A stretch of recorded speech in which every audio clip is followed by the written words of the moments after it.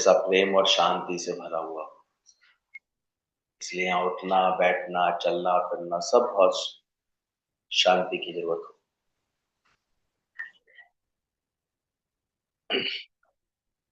सावधानी का है ये सत्संग। चेक कर लेना, जो विचार तो आएंगे वो भी तुम्हारे ही बनाए हुए होते, तुम्हारे ही संकल्पों के। अब तुम उन्हें खा करके अपने को मुक्त कर रही हो या उसमें फंसे रह करके अभी भी आनंद पा रहे हो? ख्यालों का जाल बुन के यहाँ जाना है संकल्प करके, ये मिलना है ऐसे संकल्प करके, तो एक जाला बना लेते हैं अपने, और फिर उसमें पांचों विकार हमारे आने लगते हैं, प्रभाव दिखाने लगते हैं। या हमको इतनी कुशलता आ गई है, तुरंत अपने ज्ञान के प्रयास से अपना जाला खा करके हम मुक्त होकर के समझदार मकड़ी की तरह अपने ज्ञान के अभ्यास में दिखाई दे, अपने सत्संग की लगन में दिखाई दे। जगत में तो रोज कुछ ना कोई जाला आ जाएगा, कोई ना कोई बात आ जाएगी। मन ही बैठा है, अभी मन इतना तो सदा नहीं है कि जो केवल जो है ये ज्ञान की बात करे, केवल सत्संग की लगन, तो बहुत कुछ इसमें जाला बन जाता है। अच्छी तुमने बात को बोला, खुद ही खाना पड़ेगा, ये गुरु बार बार आकर के नहीं काट सकता। तो हम खुद इतने कुशल हो जाएंगे, अपने जाले को खुद खाने लगेंगे, तब हम साथ हैं। शुरू में तो चलो गुरु जब बहुत सारा जाला तुम्हारा खुद काटता है बैठकर, बाद में अपने ज्ञान से तुमको जाला खाना पड़ेगा। जाला तो रोज बन जाता है, मकड़ी को देर नहीं लगती जाला बनाने। तो ये माया जाल बनने में देर नहीं लगेगी, 2 मिनट में कोई भी बात। जब भूली आपको तो भासे संसार, फिर भूली आपको फिर भासे संसार, फिर अपने स्वरूप से भटके फिर संसार। तो यहीं पर शिष्य की जो है एकाग्रता की जरूरत होती है, उसकी सच्ची लगन की जरूरत होती है कि वो कैसे जो है अपने सारे जाले को खा जाता है। हर उम्र का देखो अपने तरह का जाला है, बचपन का अलग जाला है, जवानी का अलग जाला है, बड़ी उम्र का अलग जाला है। माँ मान लिया अपने आप को तो मेहताबी की तरह जीना पड़ता है, पत्नी मान लोगे तो फिर तने तने रहना पड़ता है। कुछ भी बन जाओगे, एक जाला बना लोगे। इसलिए यहाँ पर इतनी मेहनत है, इतनी गुरु सत्संग के बाद तुमको अपने को बदलना ही एक लक्ष्य रखना चाहिए। किसी को सजा देनी हो तो क्या करेंगे? दुनिया में सजा के नाम पर देखते हो क्या होता है, उसे जेल खाने में अकेला डाल देते हैं। दुनिया जिसको सजा कहती है, भाई जेल में क्या डाल दिया इसको, और कठोर सजा देनी है, बिल्कुल एकांत वाली जेल में डाल दो, ये किसी को देख भी ना सके, कोई इसको ना देख सके, सूरज की रोशनी भी नहीं पहुंचे, काल कोठरी में डाल दो। ये दुनिया की सजा है। लेकिन कभी गौर करो, ज्ञानी को ये सबसे बड़ा मजा है। वो आंख कान मुख मूंद कर नाम है, वो खुद ही अपने को ऐसे सबसे अलग करता है। इसलिए ज्ञानी को तो कैसी भी जेल में डाल दो, वो वहां भी अपने परमात्मा के संग का आनंद ले रहे हैं, क्योंकि उसके अंदर भटकन नहीं है, बाहर भटकने की। वो अपना आनंद लेता है अंदर से, हर जगह अपने आनंद में टिका होता है, क्योंकि उसको आर्ट आती है। वो निज स्वरूप में रहता है, वो एंजॉय द सेल्फ, वो अपने सेल्फ का आनंद ले रहा होता है।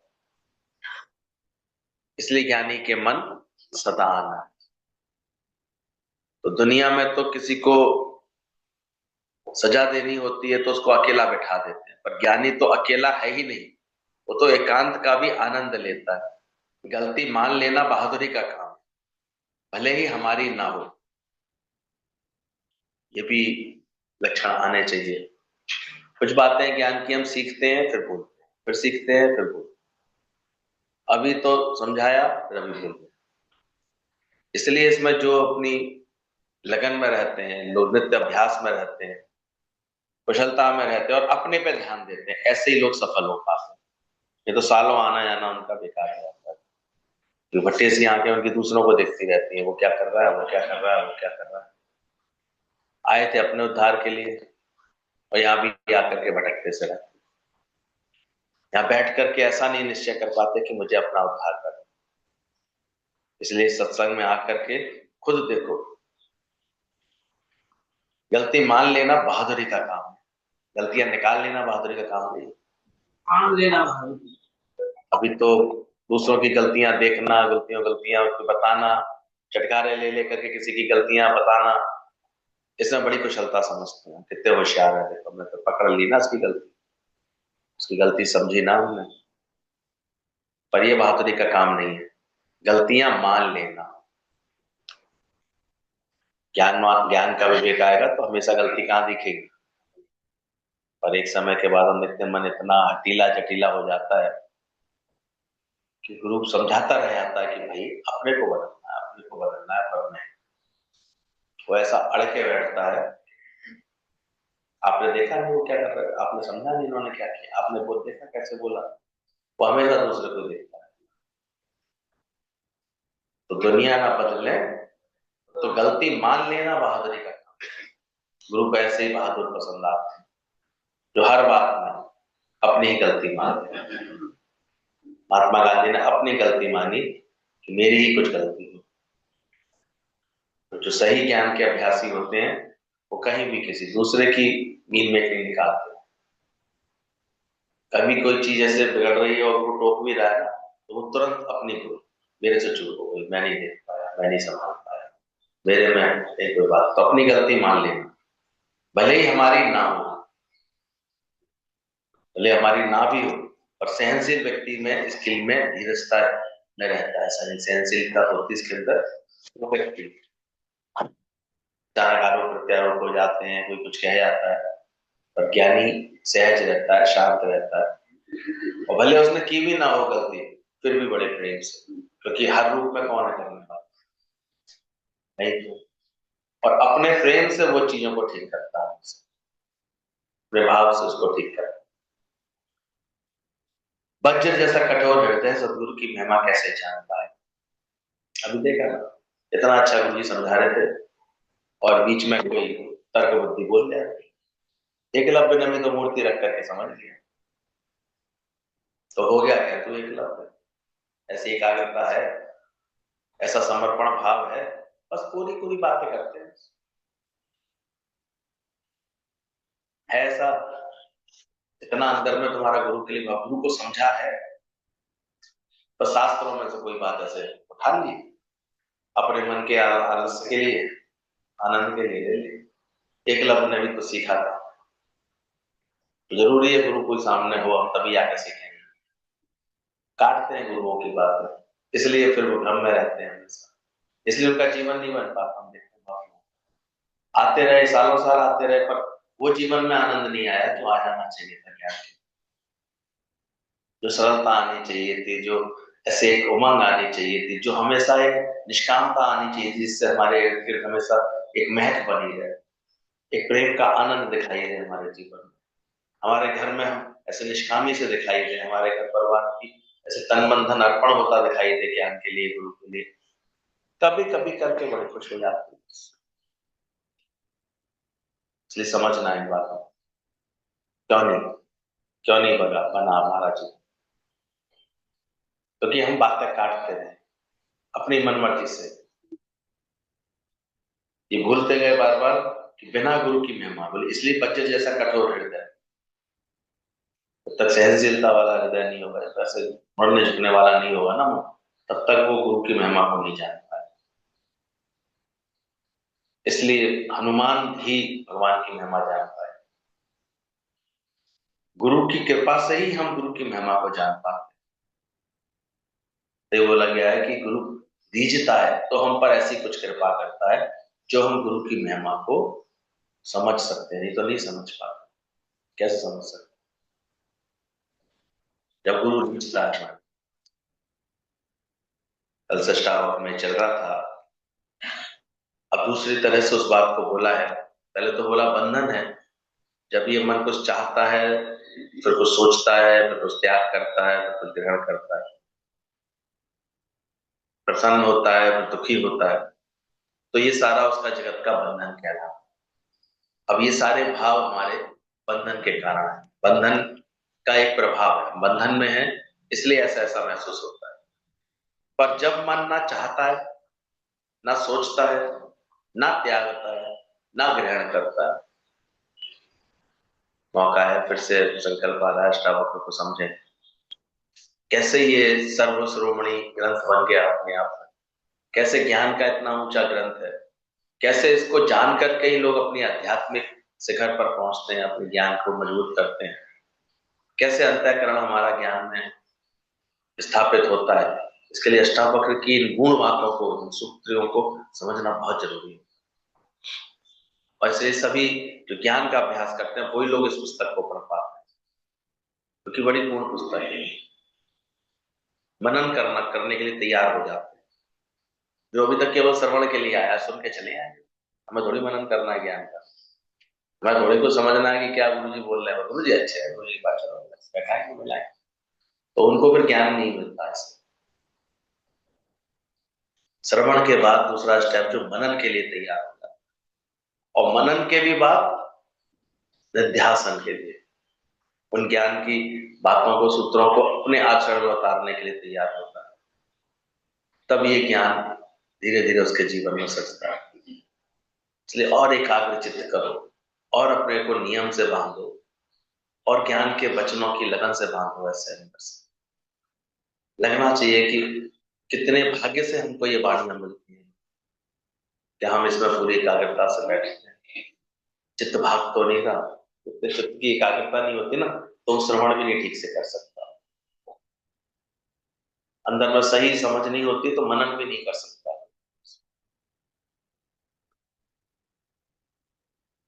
इसलिए एक एक शब्द को चबा चबा करके समझो, श्रवण करो, तो उसके अनुसार मनन करो। जो भी श्रवण किया काटो नहीं अंदर से। अभी गुरु को बोलना पड़ता है यहाँ सरोता बन के बैठते, कुछ तो सोता बन के बैठते, कुछ तो सोटा बन के बैठते। बाहर निकलूंगा तो ये करना है, बाहर में बहुत मुश्किल से कोई गुरु के पास श्रोता मिलता है। कहते तो सोता, सत्संग की बात तो शुरू नहीं हुई, उन्हें अच्छी सी नींद आई, बढ़िया ऐसे। गुरु कभी टोके गए, दवाई खा के आता हूँ ना गुरु से, रन मत खा के आओ, एकाग्रता तो रखो फिर जाके खा लेना, कौन सी उसमें आया है हो रही है, नहीं मेरे यार है तुम इतनी जल्दी, पर नहीं अपने बस मन से ही चल रहा हूँ। मुश्किल से कोई श्रोता मिलता तो क्या बैठे 25-30 लोग, मुश्किल से कोई श्रोता हो जो वास्तव में गुरु की बात को कैच कर रहा हो, एज इट इज समझ रहा हो।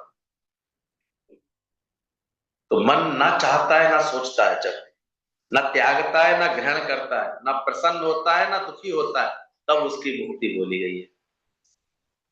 मुक्त मना किसे बोला गया है? जब ये सब चीजें उसके अंदर पूरी होने लगती, जब वो कुछ नहीं चाहता है, शुरुआत फिर चाहना से होती। इसलिए हमारे गीता भगवान ने सबसे ऊंचा अभ्यास क्या कर डाला? इच्छा मात्र अविद्या। इच्छा की एक भी मात्रा उनके लिए क्या बन गई? अविद्या बन गई है। और उसको अविद्या जाना, अज्ञान जाना अपना कि क्यों चाह रहा हूं। ये चाहना ही इस बात की निशानी है कि मैं अभी पूर्णता में नहीं, कमी है, कुछ ना कुछ कामना मतलब कमी की निशानी।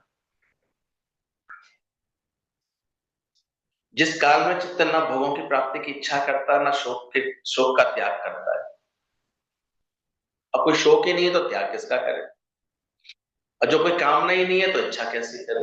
ऐसा जब चित्त की अवस्था हो जाती, क्या मांगो कछु तेरना रहे, कोई बदकीज की कामना। अब इसलिए 20 नाखूनों का जोर लगा करके जो अभ्यास करता है गुरु के वचनों का, और अपने छील छील के अपने हृदय में छुपी हुई, अंतःकरण में छुपी हुई एक एक वासना और इच्छा को निकाल कर ये हटाओ, ये हटाओ, मुझे क्या चाहिए, मुझे क्या लेना है, ऐसे करके जब व्यवहार करता है हमेशा और छीन लेता है सबको अच्छे से,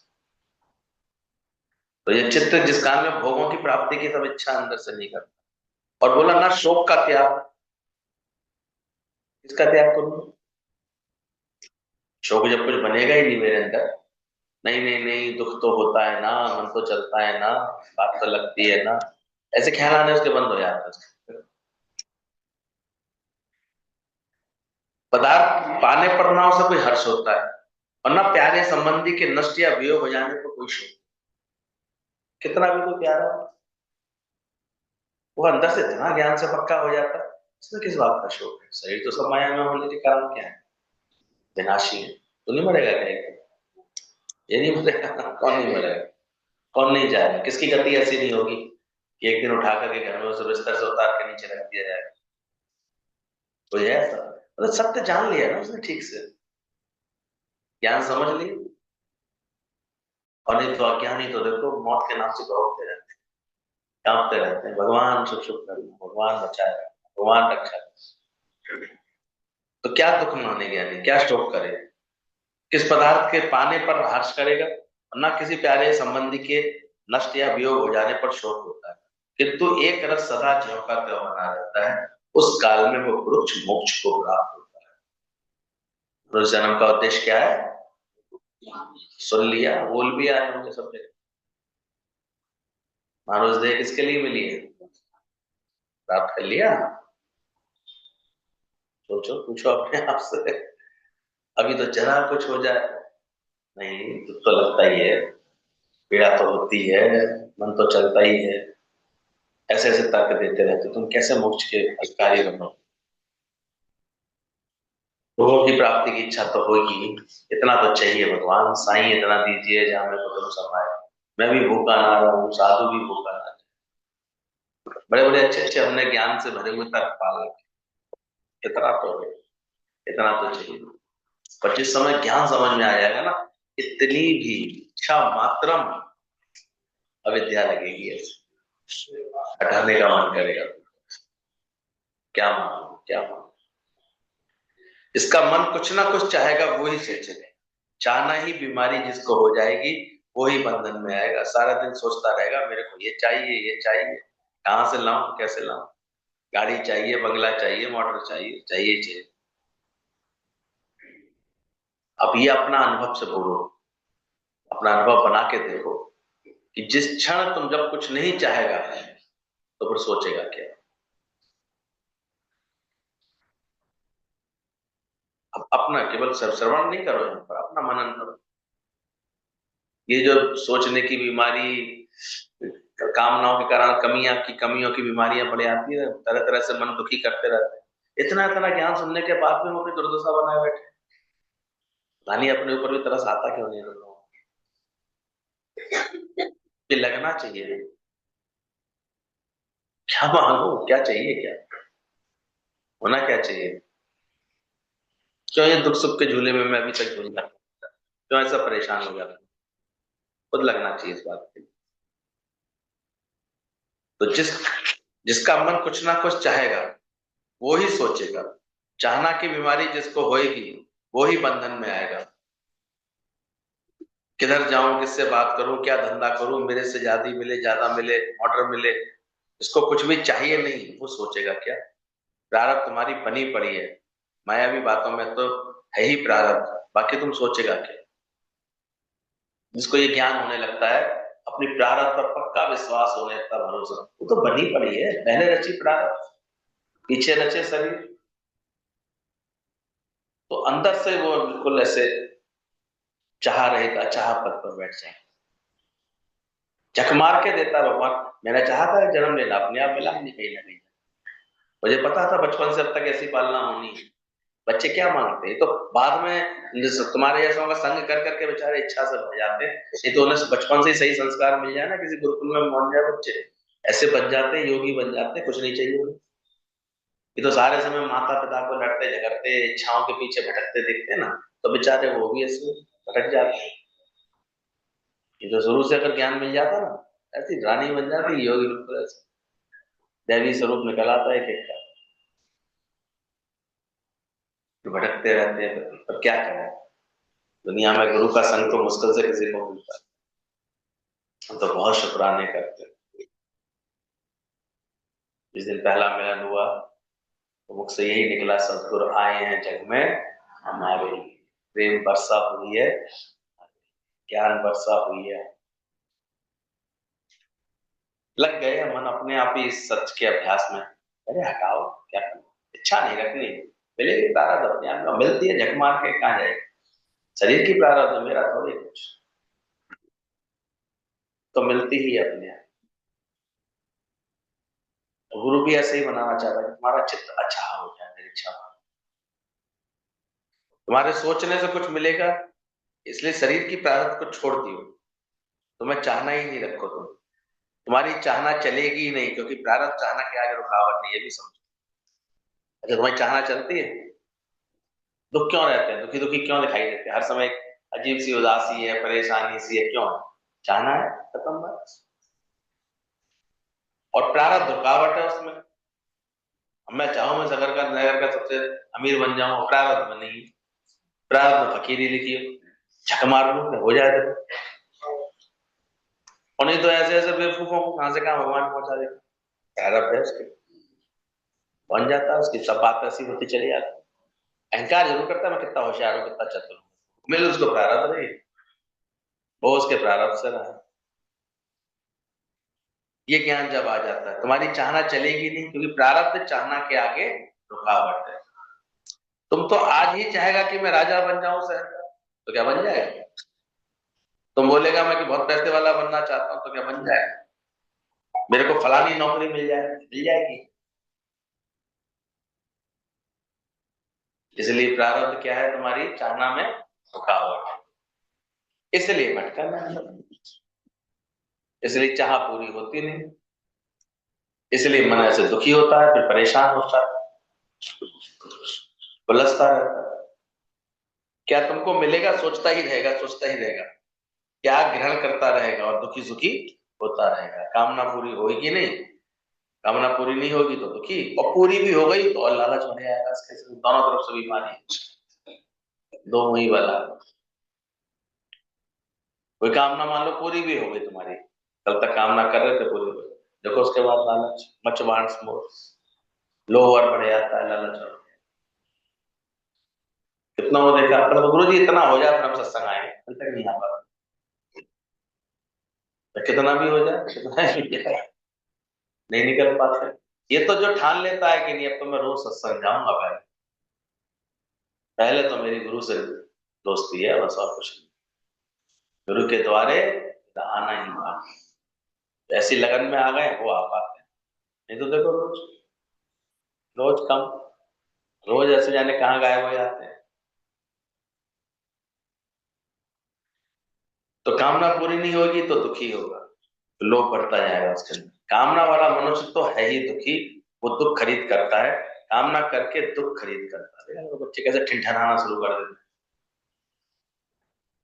एक खिलौना देख ले बाजार में, बस एक इच्छा है वहाँ, ये चाहिए ये चाहिए, फिर देखो जब तक विचारों का मन जब तक दूसरी तरफ सेट नहीं करते तब तक वो करते रहेंगे, पैर भटकते रहेंगे, ठिठनाते रहेंगे, तो चाहिए ये चाहिए ये चाहिए, और फिर दूसरी दुकान पर दिख गया वही चीज, ये चाहिए ये चाहिए। कैसे मन परेशान करता है।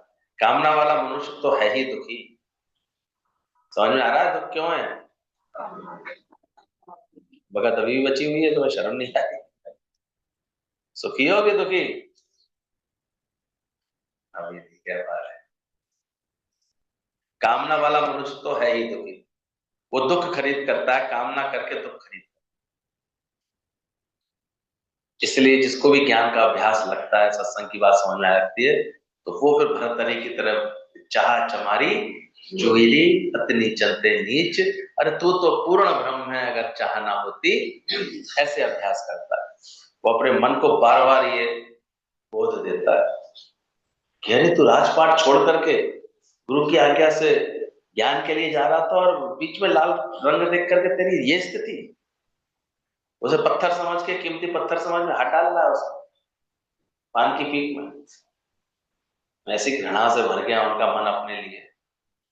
भरतरी का तो उद्धार हो गया उसके बाद, वैराग्य से तक पूरा उसका लिख गया कि चाह चमारी चोरी अपनी चलती, तू तो पूर्ण ब्रह्म था अगर चाहना हो। पर भरतरी जैसा भी वैराग्य आया तो बड़ी बात होती, आता नहीं। प्रणत नहीं आस है, प्रणत नहीं प्यास है, कहां तक ऐसे समझा, फिर वही पागलपंती करते रहने। और उसके बाद गुरु से शाबाशी भी चाहिए, कर रहे हैं पागलपंती, गुरु क्या शाबाशी दे, क्या करे गुरु तुम्हारे पास आके? अभी तक तुम्हें शिकायतें लगी पड़ी है, अभी तक तुम अपनी इच्छा नहीं खत्म कर पा रहे हो, अभी तक तुम्हें ऐसे बोझ सता रहा है, अभी तक तुम्हें इच्छा भटका रही है, क्या करें? गुरु को बड़ा तरसता आ रहा है। हटाओ दीनता हीनता सब हटाओ, अपने स्वरूप में टिको। कि गुरु भी देखे शाबाशी है इसको, ये अच्छा होके बैठा है, इसको कुछ नहीं चाहिए। ये तो 7 दिन बाद जी बाहर निकल ही आते, 7 दिन से मुझे इच्छा नहीं है, आपने फिर भी प्यार नहीं किया, निकल आती क्या? तो कामना वाला मनुष्य तो है ही दुखी, वो दुख खरीद करता है। जो मन ना ही चाहता है ना सोचता है। ज्ञानी ने अपने को जाना है, मैं आत्मा हूं, माना मैं पूर्ण हूं। आत्मा का फिर क्या सही देखेगा सामने, क्या चीज देखेगा? आत्मा पश्यंती, ये आत्माकार की निशानी। इसलिए इतनी बार बार आत्मा का ज्ञान गुरु सुनाता है कि तू देह नहीं है, तू है आत्मा। तो आत्मा पश्यंती, आत्मा, बाकी सब खात्मा। सर्वत्र आत्मा देखने वाला अपने से जुदा वस्तु देखेगा जिसकी इच्छा करेगा। अब एक सुंदर समझ अंदर बनेगा अगर गुरु की कृपा हो जाए। आत्मा पश्यंती, सब मैं आत्मा स्वरूप और आत्मा के सब मुझे प्राप्त है। दादा कहते थे सारी बैंकों में किसका पैसा है? सारे घर किसके हैं? सारे पदार्थ किसके हैं? सारी गाड़ियां जो घूम रही है किसकी हैं? इस अद्वैत में भाव में आ जाता है। सर्वमम रूप, सर्वमम रूप। सर्वत्र आत्मा देखने वाला अपने से जुदा कोई वस्तु देखेगा जिसकी इच्छा करेगा। तो पहले ही मेरी है तो मैं क्या इच्छा करूँ, इस बात की इच्छा है। सब मुझे प्राप्त है, इस रूप में मुझे प्राप्त है, इस रूप में मेरे को तो प्राप्त। कमाल हो जाता है जब ये बात समझ में आ जाती है। फिर जो ठिनठिनाना, भिनभिनाना, भुनभुनाना, उठना, भटकना, दुखी होना, परेशान होना, सब खत्म हो जाती है चीज। अब समझदार कोई बैठा होगा तो इन बातों को समझ के आनंद लेगा। ये तो बच्चे लोग तो इन बातों को कुछ ऐसे हंसते हैं उल्टे, क्या कह रहे हैं, ऐसे कैसे? हमें तो चाहिए, चाहिए कि बीमारी होती है बेचारों को, क्या करें? सर्वत्र आत्मा, लेकिन जो वास्तव में योगी होने आता है यहाँ पर, वो अपने को ऐसे, वो एकाग्रचित होकर के इसमें अपनी गति बना। वो कहता है मुझे जब इतना ऊंची समझ मिल रही है, भाग्यशाली जब मिल रही है, जल्दी से इसको पक्का कर, इस ज्ञान की समझ को पक्का कर। सर्वत्र आत्मा देखने वाला अपने से जुदा कुछ वस्तु देखे। कौन सी चीज है जो मेरे को अप्राप्त है, जिसकी प्राप्ति के लिए मैं इच्छा करूं? मेरे को तो सब कुछ प्राप्त है क्योंकि मैं आत्मा हूं। आत्मा की समझ का मतलब ही यही है। अगर तुम्हें समझ में नहीं आती कैसे मैं आत्मा हूं, आत्मा माने फिर उसको अब कुछ भी अप्राप्त उसे लगता ही नहीं, सब मुझे प्राप्त है। उसका सोचो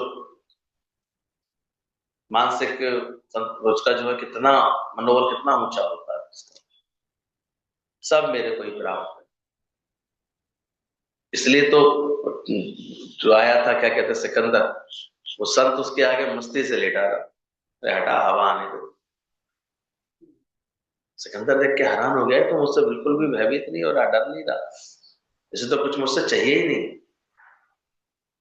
सिकंदर ने आके तलवार भी गड़ा दी उसकी छाती पे और ठाका मार के हंस रहा था, अरे मूर्ख, तो क्या मुझे काटेगा? तो मुझे छू भी नहीं सकता तो काटेगा कैसे? बोले मैं भी तुम्हारे शरीर के टुकड़े टुकड़े कर दूंगा। मैं मूर्ख, तो छू भी नहीं सकता है। वो इतनी आत्म स्थिति से बात कर रहे थे क्योंकि उनको अपने में और सिकंदर में कोई अंतर दिख ही नहीं रहा था। कैसे छू सकता? तू दूर हो मुझसे तो छुए मुझे, तू है सो मैं हूं, जो मैं हूं सो। आखिर सिकंदर हैरान, बोले मेरे आगे सब भयभीत होते हैं और ये ऐसे कैसे? बोले ऐसे कैसे तुम जानते हो? बोले मैं जानता हूं तू और मैं एक है। अब सिकंदर का हाथ से तलवार ऐसे छूट गई। क्या बोल रहे हो आप, क्या कहना चाह रहे हैं? बैठ समझाता हूं, तेरा मेरा एक रूप, तू है सो मैं हूं, जो मैं हूं सो तू है। ऐसा आत्म ज्ञान सुनाया उसको, नशा चढ़ गया ऐसे, छूट गया। उसके बाद कहते सिकंदर आगे कुछ जीतने के लिए, कुछ पाने के लिए नहीं आगे बढ़ पाया। गुरु ने सत्य बता दिया उसको, क्या स्थिति है तेरी, देख तू इधर से उधर उछल कूदी तो कर रहा है, तो फारस की खाड़ी से यहाँ तक आया, अब वहां पर विद्रोह हो रहा है तेरे लिए। यहाँ जब तक है, यहाँ तक यहाँ पर लोग तेरे सामने तलवार के जोर सामने, फिर तेरे जगते जाते ही यहाँ पर विद्रोह होगा, तेरे को है क्या, तेरी औकात है क्या? उछल कूद करता रही जीवन में, अपने में टिक जा तू, अपने स्वरूप में आ जा। कहते सिकंदर का भाव एक भारत के संत ने बदला, भारत के ज्ञानी ने बदल दिया था। जो अजय पथ पर बैठा हुआ था, सबको जीतूंगा, सब चीजों सब मेरे अधीन हो, ऐसी कल्पना के चलाता, यहाँ से शांत होकर के गीता गंगा जल लेकर के संत का आशीर्वाद लेकर के पुनः अपनी माँ के पास लौटने लगा, तो रास्ते में शरीर शांत हो, मुक्ति हो गई। तब उसे याद आया, गुरु कहता था मेरे पास ही रुक जा, अभी ज्ञान पक्का करना है तो क्यों भागना।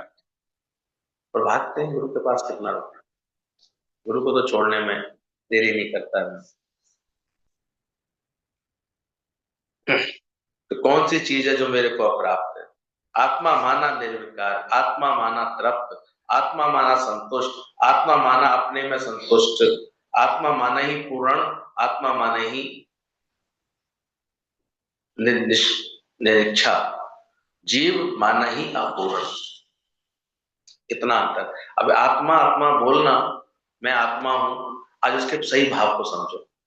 अगर ये बोलते हो कि मैं आत्मा हूं, तो क्या क्या लक्षण है इसके? आत्मा माने निर्विकार, आत्मा माने तृप्त, आत्मा माने पूर्ण संतुष्ट, आत्मा माना पूरे अपने में सब संतुष्ट, आत्मा से आत्मा में संतुष्ट। प्रज्ञावान की क्या निशानी बोली है?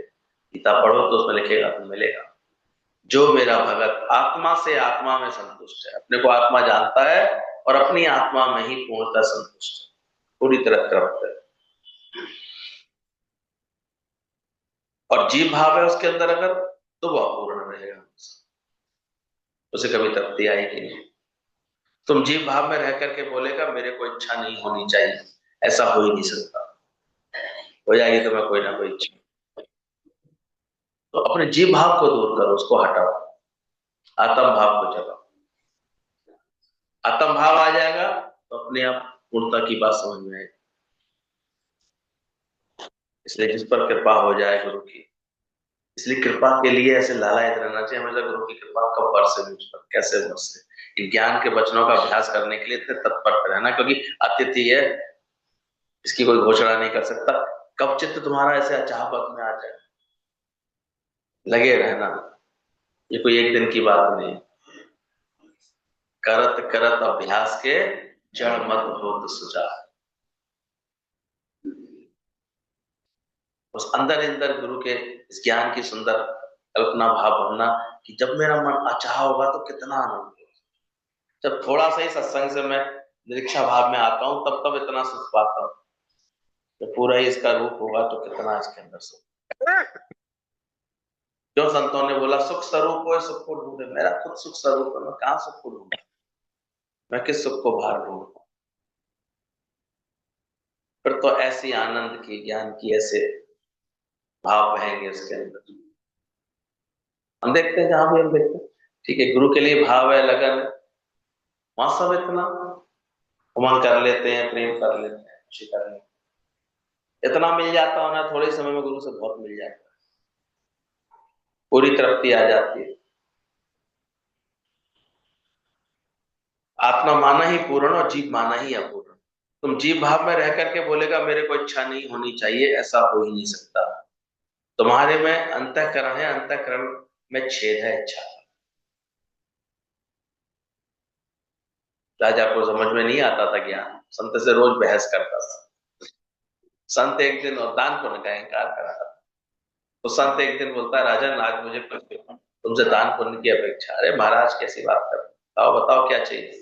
बोले कुछ नहीं, मेरी ये थैली भर दो। छोटी सी थैली उसने दे,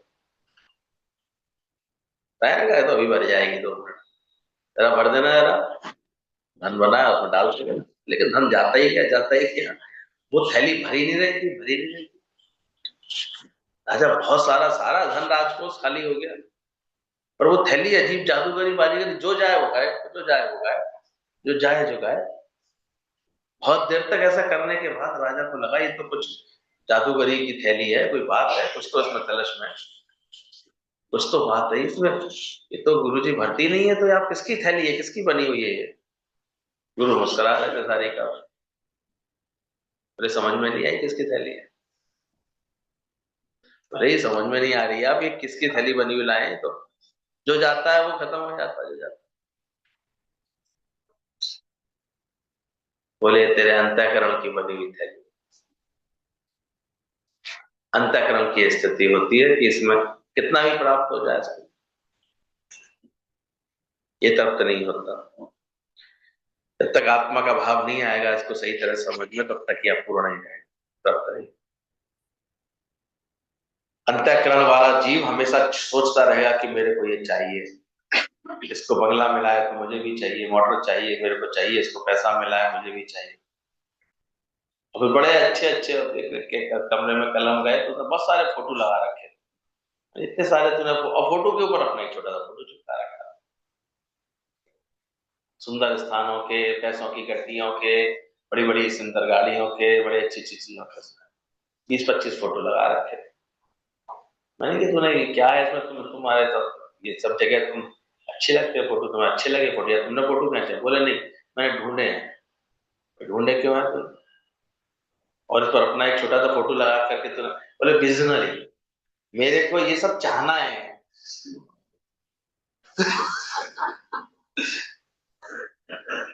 बस आप आशीर्वाद दे दो, आप बाकी आशीर्वाद के लिए चित गए, अब आप आशीर्वाद दे दो। मुझे बड़ा अच्छा लगा, बोले आजा बेटा, हमारे यहाँ तो एक ही आशीर्वाद है कि तेरे चित्त में कोई चाहना बचेगी, जहां चमारी चोरी अतरी चलते। बना लेते, क्या करें दुनिया में तो लोग यही समझते हैं जो चाहेंगे सो प्राप्त होना चाहिए, फिर मनुष्य जन्म का उद्देश्य क्या है, करना है। लेकिन कितने दुखी रहते हैं इस वजह से, ये चाहना कैसे हमेशा दुखी रखती है, ये भूल जाओ। देखते बेचारी हंस भी नहीं पाती है, इतनी उसने ऑब्सेस कर लिया है सब चीजों, ख्यालों में इतना चाहना आ जाती है अंदर में कि वो बेचारी कैसे मुस्कुराए, हमेशा उसे कमी लग रही है, हमेशा दुख लग रहा है। आजकल के यंग बच्चे पूरे ऐसे लिस्ट बना बना के अपने अलमारी में डालते हैं, ये भी चाहिए मेरा, ये एम्बिशन है मेरा, ये एम्बिशन है। अरे प्रारब्ध कितनी बड़ी रुकावट बन जाती है, नहीं होगा तेरे प्रारब्ध में तो जीवन भर तरसती रही है सबके लिए, जीवन भर इन बातों के लिए तरसती रही। ये तो गुरु की शरणी आई, वही छूट पाते हैं, वरना को छूट नहीं। समझ रहे हो कितनी बड़ी बीमारी से गुरु छुड़ा रहा है? तो मैं भी चाहना से डर लगना शुरू हुआ भी है कि नहीं हुआ है? अभी नहीं हुआ है, तो चल अच्छी लगती है। इच्छा और अच्छा में ज्यादा अंतर नहीं लगता है, इतनी तो अच्छा है, लेकिन ये तो होए। इच्छा है ऐसी भली और घुमाएगी तुम्हें गली गली, इच्छा से तो मौत भली। ज्ञानियों ने कैसे विचार किया, इच्छा से क्या भला, तो मौत भली। पक्का करना अपने अंदर सही तरह से भाई, कर लो तो कर लो, अंदर तो मजा आ रहा है पढ़ने से, समझने में भी बड़ा आनंद है। मेरा कुछ भी नहीं है, मैं आवागमन के चक्कर से कैसे छूट जाऊं, ऐसे विचार वाला पुरुष ही आत्मा का ज्ञान, पुरुष के लिए ही आत्मा का ज्ञान। ये आत्मा का ज्ञान किसके लिए है?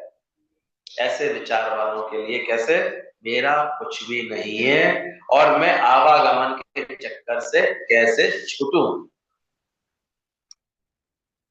तो यह एक आध वीर सुरमा जो ऐसा चाहता हो, जो ऐसी धारणा पक्की करना चाहिए चाहता है, नमम नमामि, ना मैं हूं ना मेरा कुछ है, और ये मनुष्य जन्म मुझे मिला है, बड़े भाग्य से गुरु का संग मिला है, सत्संग मिला है, और मुझे इस आवागमन से क्या करना है, पुनर्जन्म पुनर्मरण पुनर्जन्म, आने जाने के चक्कर से मैं कैसे छूट जाऊं, और जीते जी ही जग से मर गए हो, आनंद हो रामा। जो ऐसा तृप्त होता है उसके लिए आत्मा की निष्ठा, या आत्मा का ज्ञान उनके लिए। हम आके क्यों बैठ गए हो? किसके लिए है आत्मा का ज्ञान? इनसे भी जरूरत है। जो ऐसे अचाहा होने का संकल्प करे, ऐसी बातें समझे, ऐसे ज्ञान को समझने के लिए इसको आनंद आता है, उसे समझना चाहते।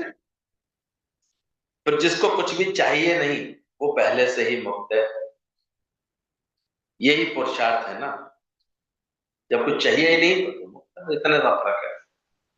तुम सिर्फ सोचो सच क्या है, झूठ क्या है, पीछे झूठ रहेगा ही नहीं। इसलिए ग्रंथ इसलिए और बड़ा उपयोगी है।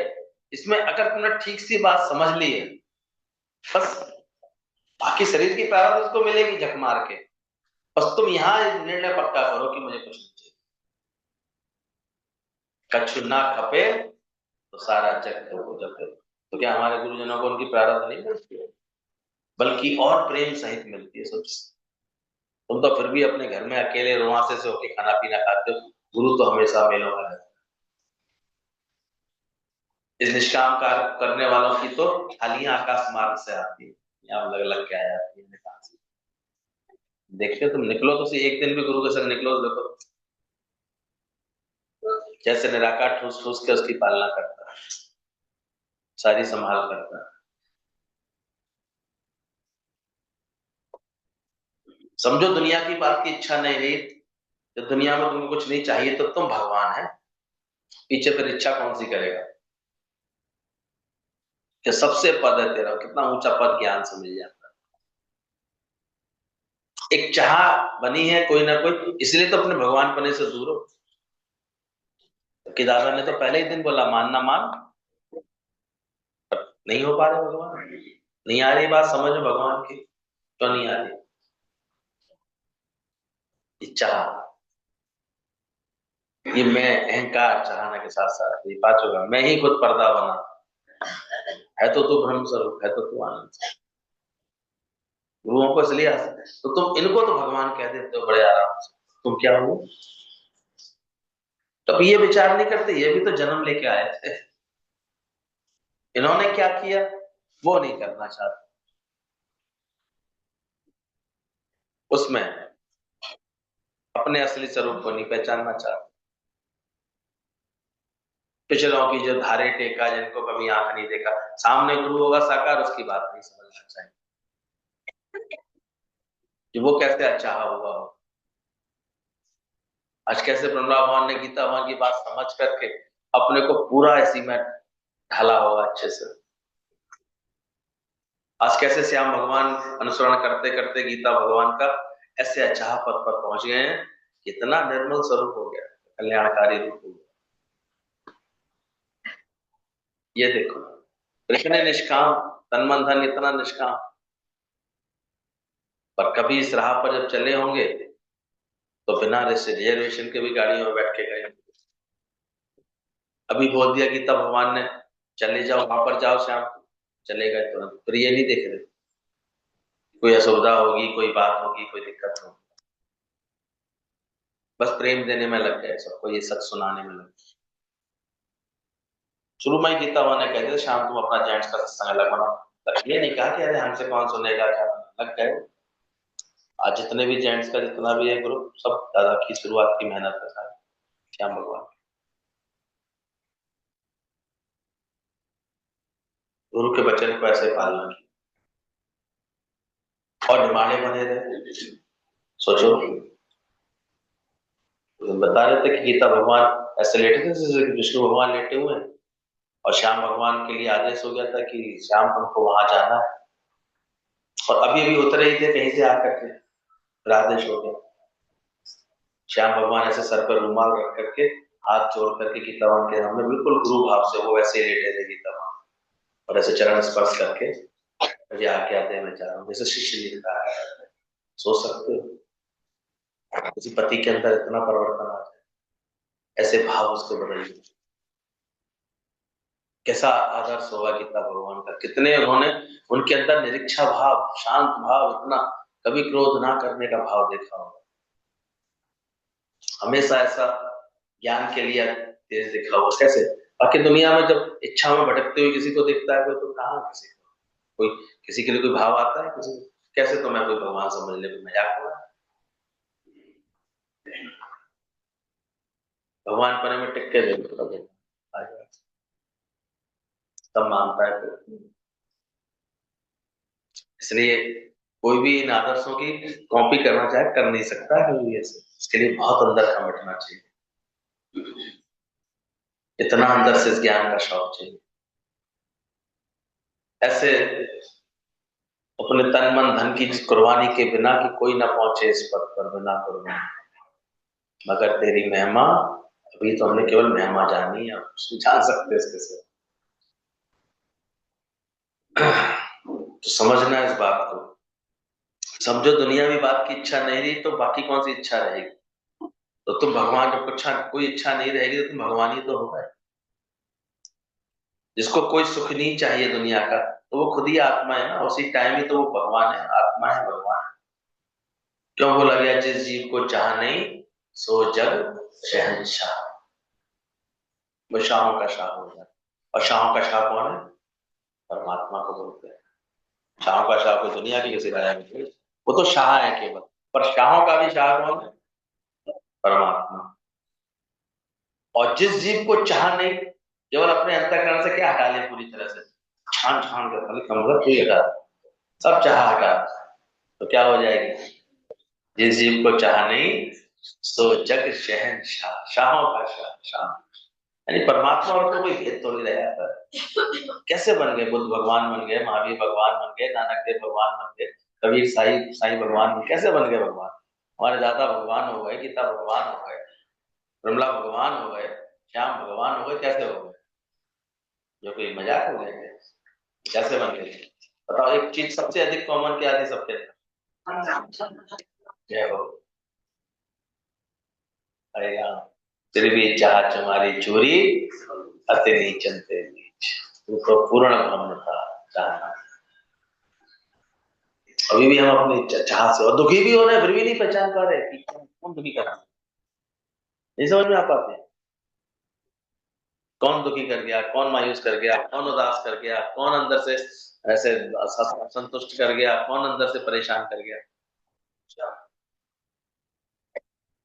कुछ नहीं चाहिए, कम करने की। इतना गला घोटो सालेगा। गुरु नानक हमारे पहले गालियां देते थे, कहते थे मैं तुमको नहीं था, तुम्हारे अंदर के इस बेकार को, चमरिया को देता हूँ, चमरिया। चाह चमारी चमरिया है, चमरिया चोरी खुशी पड़ी है तुम्हारे अंदर, उसको देता हूँ। क्यों है अभी तक तेरे अंदर? जिसको कोई सुख नहीं चाहिए वो खुद आत्मा है, उसी टाइम भगवान है, उसी टाइम तुम शाहों के शाह हो। जगत मिथ्या है, जिसने मिथ्या का अनुभव किया उसको मिथ्या से कुछ नहीं चाहिए, इसलिए ऑटोमेटिकली जगत मिथ्या है, तब ब्रह्म सत्य है। इसलिए सच को भी प्राप्त करने की इच्छा नहीं करो, उसकी शुभ इच्छाओं का भी त्याग है कि मुझे कुछ जानना है, सत्संग तो चाहिए, चाहिए कुछ भी नहीं। सब बाकी को सब क्या लग जाती है? बाकी, बाकी कहते हैं उस तरह सारी बाकी कट जाए। गुरु ऐसी हजामत बनाता है उस तरह से कि सारी बाकी कट गई। पहले जाते थे ये पूरा मुंड दे देते थे, लो नहीं तुम्हें गया, अब एक बाल भी कहीं नहीं दिखाई दे। भौं भी सपा चट्ट, मूछ भी सपा चट्ट, दाढ़ी भी पूरी छपा चट्ट, ये पूरा गोला सा बन जाता था, चंदा मामा निकल आता। और इच्छा का इतना भी एक बाल ला रहे हैं। गुरु के पास आओ तो ऐसे छिलवा लो उसको, इतनी अंदर से प्यास आ जाए इसकी, जगत मिथ्या है तब ब्रह्म सत्य है। एक आदमी जा रहा था सीढ़ी चढ़ के पहाड़ के ऊपर, भाई कहाँ जा रहे हो? व्यक्ति बैठा हुआ था ज्ञानवान, बोले भगवान से मिलने जा रहा हूँ ऊपर, भगवान देवी की चढ़ाइयां ऊपर होती वहां जा रहा हूं। तो हंसने लगा, बोला तुम ऊपर जा रहे हो भगवान के दर्शन करने, और ये क्या उठाया हुआ है? बोला ये सामान है मेरा। बोले ऊपर सामान लेके जाओ, वो सामान लेके फिरा हो गया। भगवान से मिलने कोई ऐसे जाता है? सामान लेके कोई सीढ़ी चढ़ता है क्या भगवान की? सामान फेंको तुम, हल्के हो जाओ, फिर चढ़ना ऊपर। तो उसने जैसे सामान रखा फिर चढ़ने लगा, वो फिर बता आप कहाँ? अरे कहता है अरे ऊपर जा रहा हूँ भगवान के दर्शन करने। अब किधर जा रहे हो? मतलब भगवान के दर्शन करने। तो व्यक्ति फिर बोलता उसे, बोले जब तुम्हारे पास कोई बोझ ही नहीं है तो क्या आ रहे हो मुझे? अब तो तुम खुद ही भगवान हो, अब कहाँ मिलने आ रहे हो? अब तुम भगवान हो गए, तुमने सामान उतार दिया तो जिस दिन तुम अपनी सारी चिंता, फिक्र, बातें, ख्याल, जितनी विसंगतियां सबकी गठरी निकल गुरु हटवा देता है दिमाग से, तो तुम क्या हो जाते हो? जिस जीव को चाह नहीं सो जग शहंशाह। ऐसे आनंद में झूमा करो, इस आनंद को पाओ अंदर से। इसके सिवा आनंद नहीं है। तुम सोचो इसके सिवा आनंद है नहीं है। कौन से आनंद में झूलता है प्रेमी? हमने निज स्वरूप को जाना है, माया का पता क्या। हमने जब अपने स्वरूप को जान लिया, अपने आनंद को जान लिया, तो फिर क्या पाना है? फिर क्या पाकर के भी क्या पाना है? तो लग जाओ खोज खोज के उन बातों को हटाने में। और कम से कम गुरु के आगे तो अपनी इच्छाओं को प्रकट करने में कम से कम ऐसे ऐसे दुखी ऐसे लगना चाहिए, घास ही लगनी चाहिए। क्या करना मतलब उसके आगे क्या बता रही हो? ये चाहिए, ये हो, ये कब चाहिए, क्या बता रहा है? जो गुरु ऐसे ही इतनी ऊपर से अंदर से निरीक्षा भाव बनाना चाहता है तुम्हारा, अब उसके आगे क्या बता रही है? फिर तो लड्डू बांटेगा वो आराम से। फर्स्ट आया ऑलरेडी, सेकंड आया ऑलरेडी, उसकी इच्छा पूरी हुई। मुझे तो कोई प्रॉब्लम होती नहीं किसी बात की। फिर तो जहां नाथ रख दे, जहां परमात्मा रख दे, कोई इच्छा नहीं। वो तो कभी भी कुछ नहीं, फिर तो इतने प्रेम में रहता है, इतने समर्पण में रहता है, इतनी भावना में रहता है। हम देखते हैं ऐसे ऐसे कोई अपने चित्त बना लेते हैं, उनके यहाँ बड़ा आनंद आता है। जाते हैं कभी कभी किसी के यहाँ, तो किसी किसी के हम देखते हैं बड़े प्रेम से खाना पीना सब भोजन प्रसादी हो जाती है, बड़ा आनंद आता है। तो मैं ऑब्जर्व करता हूँ इसके यहाँ इतना आनंद क्यों आया, और इतने लोग समा भी गए। कोई भी आ गया वो समा गया, कारण कि चित्त इच्छा रहित हो गया ज्ञान से। कोई कामना नहीं है, बस प्रेम रह गया। कोई अंदर से है ही नहीं कोई ख्याल और अच्छा, कोई दूसरी बात ही नहीं। आनंद है, बस प्रेम रह गया। उनकी आंखों में फिर चल जाती गुरु जी, ऐसे लोगों की आंखों ऐसे जाते थे। कितने ऐसे घर बन गए थे गुरु जी के यहाँ, और तो रोज मेला था। मंगल को किसी आंटी के यहाँ, बुधवार को इसके यहाँ शाम का सत्संग है, उसके सबके यहाँ शाम का सत्संग 4 बजे का फिक्स होता था, 5-6 जगह। तो हफ्ते में वो बड़े प्रेम से सुबह सत्संग सुनाया 10-11 बजे, तो 4-10-20 लोग बाहर के आते थे। पहले तो उतने ही आते थे, अब तो फिर बाद में ज्यादा आने लगे। चलो, बस उनको किसी ने इशारा दिया, कोई ना किसी ने एड्रेस समझाया उनको, कोई साथ लग गया तो ठीक है, नहीं तो अपने एड्रेस से वो पहुंच गए, गुरु जी के पीछे पहुंच गए। बड़े प्रेम से उनके घर भंडारे चलते रहते थे, हफ्ते में एक दिन का। तो गुरु जी बड़ी खुशी से, कभी तो गुरु जी कुछ सामान खरीद खरीद के भी भेज देते थे। और क्या नहीं होती थी उसके यहाँ व्यवस्था किसी के यहाँ ज्यादा से, तो भी लेकिन घर समर्पित होता था, पूरा घर खुला होता था। फिर वहां पर हर एरिया में सत्संगी बन गए थे, फिर वो सब उत्साह में आ जाते थे। कोई दाल बना लाया, कोई चावल बना लाया, कोई सब्जी बना लाया, ऐसे करके मिल करके सबने खा पी लिया, भजन भाव हो गए, पूरे दिन यज्ञ हो जाता। फिर शाम को 4-5 बजे तक गुरु जी फिर बैठते थे दोबारा सत्संग के लिए। फिर शाम को 7 बजे तक महफिल जमती थी। त्रिपाठी जी के यहाँ मंगल को, बुधवार को उनके यहाँ पर, नंदा साहब के यहाँ किसी दिन किसी के यहाँ, किसी दिन किसी के यहाँ। ज्ञान यज्ञ ऐसे बढ़ता रहा। और फिर महीनों गायब हो गए तो लखनऊ से गायब हो गए। फिर ये भी थोड़ी देर कि कोई ऐसे कोई बंधे हुए थे। फिर दिल्ली पहुंच गए, फिर जयपुर पहुंच गए, फिर दिल्ली पहुंच गए। ऐसे ज्ञानी का कार्य चल सकता, कोई बंधन नहीं, क्योंकि कोई चाह नहीं, कोई इच्छा नहीं। गुरु का तो प्रेम पाया, पर क्या तुमने प्रेम करना सीखा? हमें बहुत से लोग पुरानी बातों में चटकारे लेके, हाँ प्रेम दिया गुरु ने, तो दिया, वो तो उसका काम था, वो तो देता ही रहेगा तुम, पर आगे का मुख तो तुमने क्या किया? तुमने कहीं कोई उपाय किया अपने तन मन धन का निष्काम बना? तुमने कहीं ऐसा ज्ञान यज्ञ किया, कोई सत्संग की बात की? करो करो, तो तुम्हारे पास भी भगवान ने बहुत दिया है। हम तो बस गुरुजी आप देखना, आ जाना, आप क्यों आए भाई, तुम्हारा भाव करो पहले, तुम्हारा समर्पण करो, लगन करो, ऐसे गुरु तो आ जाएगा। तुम इतना अंदर से पहले हल्के तो बनो। तुम्हें तो अपनी माया ही बहुत सत्य दिखाई देती है, ममता रहती है, बस मैं मेरे के लिए ही चिंतन होता है, सारे समय उन्हीं का चिंतन होता है, कैसे गुरु। तो ध्यान रखना, संतों की बैरन तीन लोक की न्यारी, नाको काटो कानो काटो तीन लोक की प्यारी, संतन की बैरी। ये है संस्कार। जब कुछ नहीं चाहिए तो तू भगवान है, तो खुद ही भगवान है। सारी माया तुम्हारी दासी है, चरणों में बैठी है माया, ब्रह्मज्ञानी के चरणों में घूमती है माया, चरण गंवा। ऐसा देखने को मिलता है अगर कोई अपने भगवान पने में आ जाए, इतना अंदर का चाह कर ले। इसलिए फिर उनके पास क्यों इतने मेले लग गए, क्योंकि किसी के व्यवहार से ना वो परेशान होते थे, ना दुखी होते थे, ना किसी के स्वभाव से उलझते थे, बस एक सत्य बताते थे और लोग सत्य में झूठ। ऐसा उनका अपना जीवन होता था कि उनके सामने अपने अपने आप को बदले बिना व्यक्ति रह नहीं पाता था।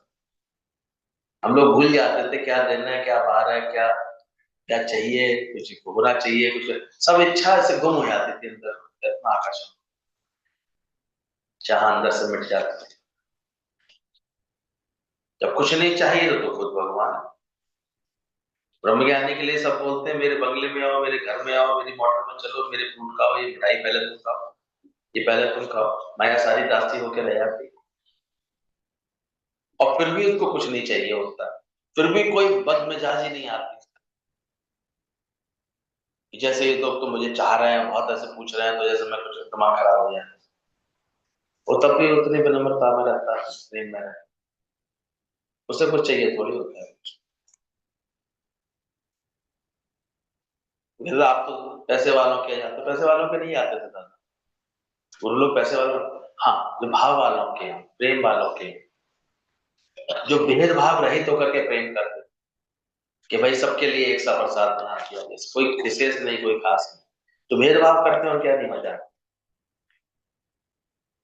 ये खास है, ये ऐसे है, ये कीमती है, जो दुनिया में जाओ सब भेदभाव का व्यवहार करते हैं। हम भी देखते हैं यहाँ पे कभी कोई बहुत उत्साह में आया तो अब गुरु के लिए जहाँ बहुत भाव दिखा रहे हैं, बाकी सब क्या, कौन आएगा, भगवान नहीं आएगा। और हमने गुरु जी को देखा, कोई भी उनके निकट आता था पहले ही भाव ये होता था, है ही वो, है ही वो, भगवान के सिवा कुछ है नहीं। इसलिए सब भगवान हो जाते हैं। चाह मिटा देते थे सबकी, चाहों के शाह बना देते। मेरे सतगुरु ने मुझे कैसे खोला खजाना, महाराजा बना। कुछ नहीं चाहिए, अरे जिसको चाहिए ही नहीं उसके पीछे आती है, तुमको चाहिए तो तुम्हारे से माया भागेगी, उल्टा आगे बढ़ेगी, तुम्हारे हाथ में नहीं आएगी। ये माया का व्यवहार है, इस माया की विशेषता पहचानो, ये ऐसी ही है, ये माया का वायता है। वो क्या बोलती है, संतों की बैरन बाकी तीन लोग की प्यारी। संत उससे करते हैं बैर, माया से, और तीनों लोग उसमें उसको प्यार करते हैं, खींचते हैं अपने पास। तो लक्ष्मी जी उनके पास जाते हैं, लक्ष्मी जी की चोटी पीछे से घिसी हुई थी, आगे से माता के साथ। महाराज जी ने पूछा, माता ये आपकी स्थिति कैसे हो गई है? बोले क्या करूं, सब लोग मुझे खींचते हैं तो मेरे बाल टूट गए, और मैं संतों के आगे मांगा माथा रगड़ती, मुझे अपना ले, मुझे अपना ले, वो हमें अपनाते नहीं है, तो मेरी तो यही स्थिति है।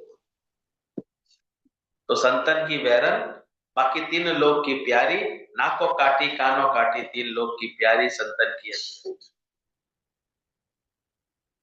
तभी जिसको ज्ञान की समझ आ जाती है, कहते हैं कबीरदास जी की पत्नी ने कहा, बोले कि मैं दिखाऊं तुम्हें माया। तो एक बार कबीरदास जी के पास भगवान की, ऐसा किस्सा आता है, भगवान भी आए बूढ़ी के रूप में, और लक्ष्मी जी आई ऐसे जवान एक स्त्री के रूप में, और वो आके कहती हैं कि मुझे भूख लगी है, भोजन दो, तो भोजन दिए, तो भोजन के जो बर्तन दिए कबीरदास जी ने, वो बर्तन उसने सोने के कर दिए। कबीरदास जी ने देखा ऐसे, और दूसरी जगह ये हो गया था कि एक जगह और गए थे, वो सेठ जी बड़े धर्मात्मा थे, बड़ी पूजा पाठ करते थे। तो उन्होंने भगवान को पहुंचे पहले, भगवान वृद्ध वृद्ध ब्राह्मण के रूप में, तो उन्होंने उसको रहने के लिए स्थान दे दिया। फिर लक्ष्मी जी आई, उन्होंने अपना जहां एक बर्तन बदले और अपना ये प्रभाव दिखाया। अब वो लक्ष्मी जी के पीछे पड़ गए, देवी जी आप रुको। बोले मैं रुकती नहीं, यहाँ ये बुड्ढा रुकता माने। तो बुड्ढे तू निकल यहाँ से, बहुत दिन रह लिया यहाँ पर, मस्ती कर लिया, अब ये देवी जी रहेंगे। वो उनके पीछे। तो वो जब भगवान को ऐसे करके निकाल दिया गया तो लक्ष्मी जी मुस्कुरा रही थी, बोले देखो तुम तो बड़ा भगत कह रहे थे। बोले ये मेरा भगत नहीं है, ये तुम्हारा भगत है, तुम्हारे भगत की तो ये स्थिति है। अब मेरे भगत के पास चलोगे लक्ष्मी जी? हाँ चलो, कौन है? ये मेरा भगत है कबीर साईं, उसके पास चलो। अब कबीरदास जी के पास पहुंचे। वहां जब लक्ष्मी जी ने एक कौतुक किया, खाना खाने के बाद सारे बर्तन सोने चांदी के कर दिए। कबीर देव ने जैसे ही देखा, वो समझ गए कि माजरा क्या है। उन्होंने कहा लो ही लाना डंडा, करूं इसको चंगा। ये आई है मुझे भरम में डालने के लिए, ये सोच रही मेरे चित्त को ये सोना चांदी देख करके वो भ्रम हो जाएगा, तो हो जाएगा, लालच हो जाएगा। तभी बोला गया, संतन ने नाक नाक उनकी नाक कान काट लिए, नाकों काटी कानों काटी, संतन की अति बैरन पर तीन लोग की प्यारी। संत ही सिर्फ बैर करते हैं। तो बैर का मतलब ये है कि उनको ये पता है ये माया जो है मुझे भटकाने के लिए है, ये मेरे को नहीं चाहिए, इसलिए वो उसके भरम में नहीं आते। और उनके पीछे फिर वो हाथ पड़ी रहती है, संत के पीछे माया जाती है, इसको चाहिए ही नहीं। ये खेल बना पड़ा सारा। आज भी दादाजी अहमदाबाद में, सोचो किसी ने बुलाया, इतना बड़ा इंतजाम करके बैठा है, वो सब लोगों को बुलाया कर बैठा हुआ। अब तो यहाँ भी दादाजी पैर रख देते हैं, वो इतने सब इतने उत्साह में होते हैं, इतना सब, सबको भगवान ने इतना इतना, सबकी प्रारब्ध इतनी सज गई है कि सबको ऐसे तन मन धन से कितना भी अर्पण करने में आनंद आता है। वो करें, कितना नहीं करे गुरु के लिए, क्या नहीं करे। पर संत की स्थिति देखो, उसकी उसको क्या लगता है, उसको इन सब बातों से बैर है, मतलब उसको पसंद नहीं, चाहिए ही नहीं कुछ। वो कब से हैंड्सअप करे बैठे, कब से अंदर से अपना मन इधर से हटा के बैठे, कोई हिसाब किताब है ही नहीं, कभी कोई गिनती नहीं है, कभी कोई कुछ चाहिए ही नहीं, कुछ लेना नहीं देना नहीं, कोई आश्रम नहीं, कोई कोई मठ नहीं, कोई कहीं ऐसे बैंक नहीं, कोई खाता नहीं, कोई कुछ लेना नहीं देना। कब से ऐसे ऑटोमेटिक, जब भी मेले लगते हैं उनके इर्द गिर्द, जाने कहाँ से प्रकृति सजे आती है, कैसे सब हो जाते हैं, सब आ जाते हैं, प्रेम पा जाते हैं, चले आते हैं, अपना अपना जूता बेच के अपने ही खाया, ये अपना ही तो खाते हैं, सब अपने ही खाते हैं, तो अपने ही खाते हैं। कौन सा कोई कुछ करता है किसी को, किसी को कुछ लगता ही नहीं है। तो संत ही सिर्फ बैर रखता है माया से कि मेरे को नहीं चाहिए। तो उसने अपने अंदर से कौन सी बीमारी खत्म कर ली, चाहिए, ये चाहना माया की हटा दे। उसके पीछे ही फिर ये जाती है, संत के पीछे माया जाती है, जिसको चाहिए ही नहीं। शरीर की प्रारब्ध खत्म थोड़ी हो जाएगी, प्रारब्ध है बनी पड़ी है। तुम्हारे प्रारब्ध में रजाई है तो तुम रंग नहीं होगा, तुम्हारे प्रारब्ध में फकीरी है तो तुम कभी राजा नहीं हो पाएगा। अब उसे कौन समझे, संत ने समझ ली है बात। प्रारब्ध में रजाई है तो रंग कैसे रहेगा, और प्रारब्ध में ही अगर रंग है तो राजा कैसे बनेगा। उसे प्रारब्ध को पहचाना है। बाकी बाकी जाओ अपनी आत्मा के ऊपर उठो, ये आत्मा को ही तुम जानो, पीछे शरीर को छोड़ दियो, जो कुछ मिलना होगा आपे आप मिलेगा, इसका आनंद वो देखता है। आपे आप होता प्यारे, जो भी हो बनता। आत्मा का जानेंगे तो तुम सुख से दुख से बीमारी से कष्ट से मौत से जन्म से मरण से छूट जाओ। ऐसी अपनी आत्मा को जानो। बाकी जो सुख इसको मिलना है, वो पैसा मिलना है, वो जो भी कुछ मिलना है, वो आप ही आप मिलेगा। तुम क्या भी करो, कोई ज्यादा जास्ती कीमती फिर नहीं मिलेगा, तुम करने से कुछ अधिक नहीं मिल जाएगा। इसलिए जो इसका हिसाब किताब होगा वो इसको आकर इसलिए गुरु अगर निश्चिंत करके तुम्हें बैठाल देता है तो तुम विश्वास करो, समय पर इसकी प्रारब्ध इसको आपे आप मिलती है। वो सेवाएं तुमसे करा ली जाएंगी। वो चीज तुम कभी किसी बात का गुमान नहीं करो, मैंने ये किया, मैं ये किया, मैं ऐसे करता हूं तो मिलता है ना, वो करा रहे हैं। इसलिए हर वक्त इतने हल्के रहो, सहज गुरु प्रेम और आज्ञा में रहो। अपने उद्धार के लिए मिलता है, नहीं कि माया की वासना रखने के लिए। जितनी भी वासना होगी पूरी नहीं होगी, और भी जन्म मरण का चक्कर और अशांति तुमको घेर लेगी। यानी जब तुम इसकी इच्छा करते हो तो वो प्रारब्ध पूरी नहीं होती, और तुम्हारे चित्त में क्या आ जाती है? अशांति और चिंता। तो आज के इस ज्ञान के श्लोक से तुम्हारी अशांति और चिंता हट पा रही है कि अभी बनी हुई? कौन कौन बता रहा? हटी है? बनी हुई है अभी भी? अरे सोच लो भाई। मैं कभी अशांति नहीं रहनी चाहिए। जिसके अंदर वासना है उसको चिंता होगी, फिर उसको चिंता होगी। इसका मन सारा दिन भटकता रहेगा, एक सेकंड भी शांत नहीं होगा। इसलिए क्या मांगो कछु थिर नहीं, कुछ भी मांगेगा तो फिर स्थिर नहीं होगा। आज है कल होएगा कि नहीं, फिर ये चिंता लगी। राजा के पास इतना था फिर भी वो बेहोश हो गया। वजीर साहब कितना है?